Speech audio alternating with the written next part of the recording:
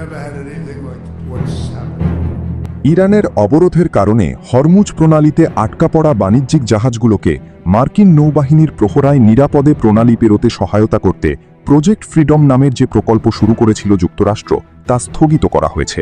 President Donald Trump নিজে এ তথ্য নিশ্চিত করেছেন।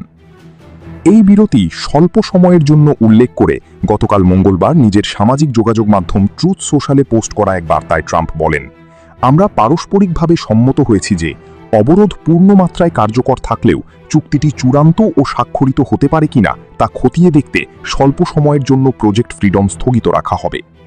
ট্রুথ সোশ্যাল পোস্টে ডোনাল্ড ট্রাম্প জানান, যুক্তরাষ্ট্র ইরান যুদ্ধের মধ্যস্থতাকারী দেশ পাকিস্তানের অনুরোধে প্রজেক্ট ফ্রিডম স্থগিত রাখার এই সিদ্ধান্ত নিয়েছেন তিনি। সেই সঙ্গে তিনি বলেছেন, প্রজেক্ট ফ্রিডম স্থগিত হলেও ইরানের বন্দরগুলোতে মার্কিন অবরোধ অব্যাহত থাকবে। এদিকে প্রেসিডেন্ট ট্রাম্প এই ঘোষণা দেওয়ার পর উচ্ছ্বাস জানিয়েছে ইরান।